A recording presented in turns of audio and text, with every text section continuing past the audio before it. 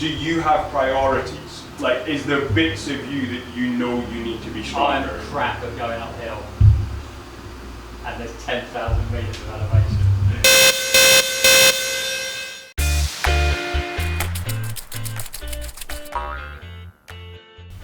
So we're here at Morgan's Gym for strength and conditioning session to hopefully get me through UTMB 2018. I'll introduce you to Paul, the physio that I'm going to be working with. He's a guy I've worked with over the last couple of years. Really great physio, really knows his stuff. He's really helped me a lot over the last few years with a few mobility issues. Now the mobility's there, I really need to work on the strength. So Paul's the man when it comes to strength in your running. So we're going to get inside, we're going to go through hopefully a pretty basic strength and conditioning session that I can do at home as well as when I come and see Paul. So we'll get inside and we'll get started and see what he's got in store for us. Hi guys, like I said in the car, we were coming to MOVE Physiotherapy and run coaching for a little board there, just to remind me, just to work on some strength and conditioning. So I've already told you the backstory about UTMB and about the failures at UTMB and about how I struggled with strength and mobility in the past. This is Paul Coker. This is the guy that helped me with mobility in the start, actually highlighting that I had a mobility issue, to be fair, that I didn't know anything about, and making some big impacts on it. I'm turning to Paul for strength and conditioning for UTMB.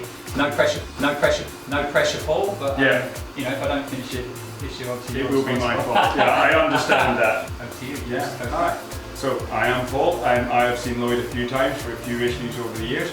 I'm a physiotherapist, but I'm really involved in the running community locally. I run the odd ultra myself, not nearly as fast as Lloyd, but so very average runner, kind of passable physiotherapist. I've been a physio since 2002. I've been in private practice since about 2007, and sort of gradually specialising to where I am now, which is really about kind of running, human locomotion, human movement. For me, movement's the most powerful tool that we have, and it's what makes the long-term difference. So if you have something you'd like to feel better this week, then get on the bed and get some nice passive treatments. But if you want it to feel better for next month and for the rest of the summer and next year, then it's about what you do and how you move your body.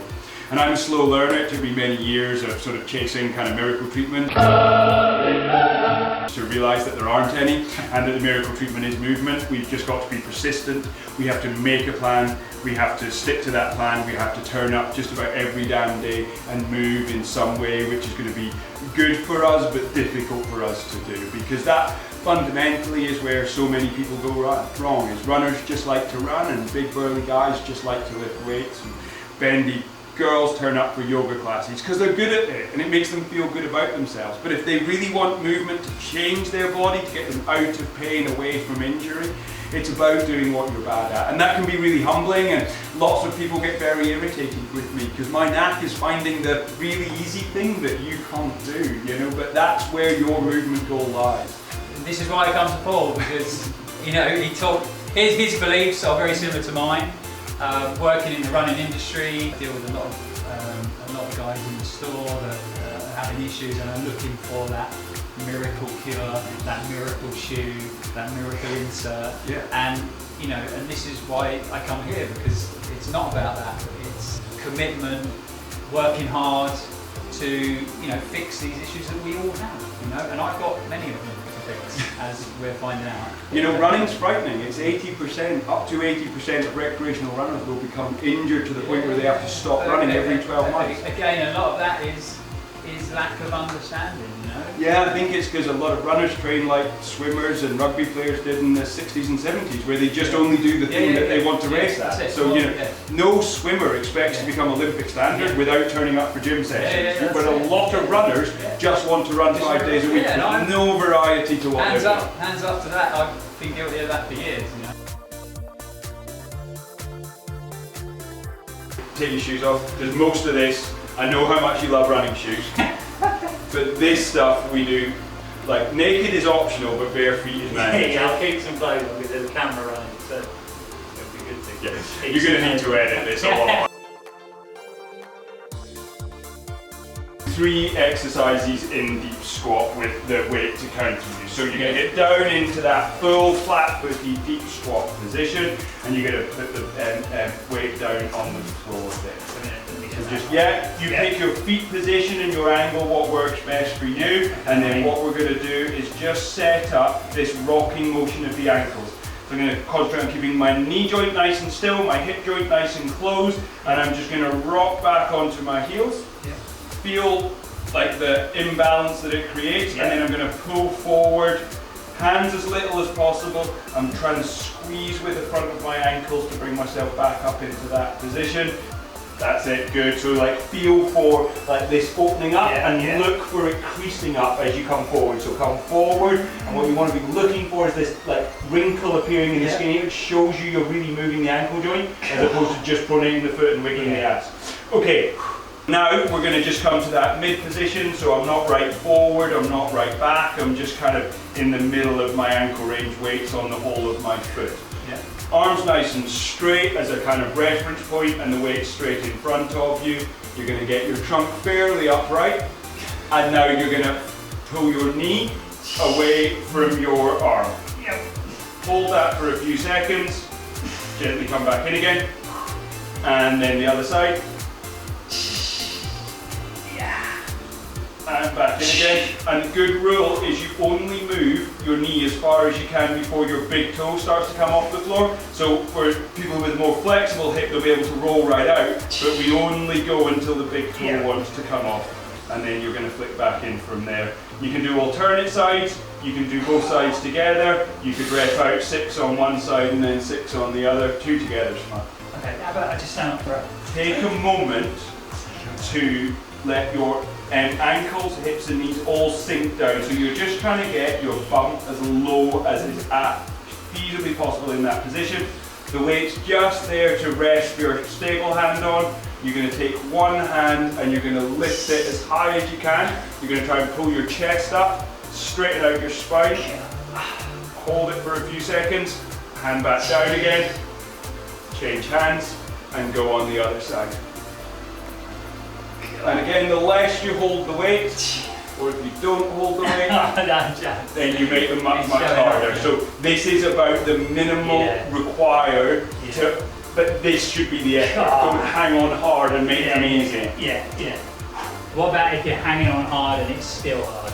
Put your trainers back on. But ideally barefoot, and you're better to go barefoot and then raise your heels a bit like we did before on the edge of the mat or with a little piece of wood, because the trainer will elevate the heel and hold the arch up, and that's fine when you're running long distance. You might need that, but when you're exercising you should just rely on your skeleton and your muscles for support. So maybe just something under my heels would be that to start with. So like, but little, you know, so doesn't need a lot, does it? make sure it's long enough and wide enough, as in that width, so that you can get your full width on it.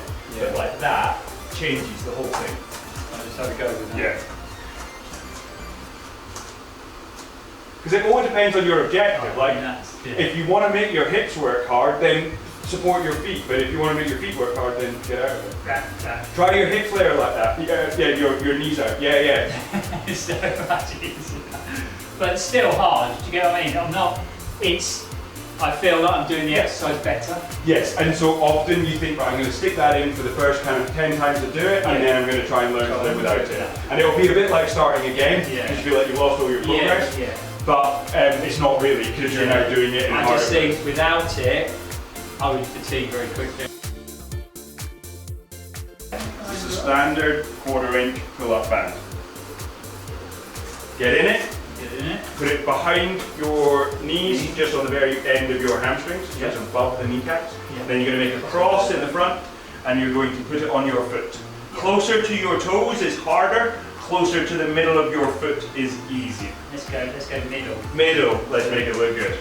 Okay, and then move your feet apart so your feet become the widest thing. So they're wider than your hips. And now what you're going to do is take your knees out so that your knees are directly over your heels. So looking at it from the front, your legs make like a toy house shape rather than just a plain triangle. So pushed out to there. Everything bends a little bit, so imagine you're about to be shoved and you want to be stable, or you're going to catch something heavy, and then so that brings you into this slightly bent position, and then from there, all we're going to do, hands on hips, eyes out the front, and we're going to set up a stamping motion side to side. We should be going the same way with it, shouldn't we? Right, get up, ready, and go that way. There you go, sorted. And then we look for hang time, and we look to involve a bit of kind of reciprocal arm swinging movement so that we're making it kind of like a running action. But we're always driving the knees apart, and if you've been brave enough to put the band at the front of your foot, you've got to drive to keep the toes facing forward at the same time. So it's anti-knee valgus, it's anti this collapse into this position here. I'm making all the muscles that pull me out from that work super, super hard, and then I'm taking that into a single leg position, and I'm staying kind of slightly low. Common mistake is to gradually stand up as you do them. That is so hard.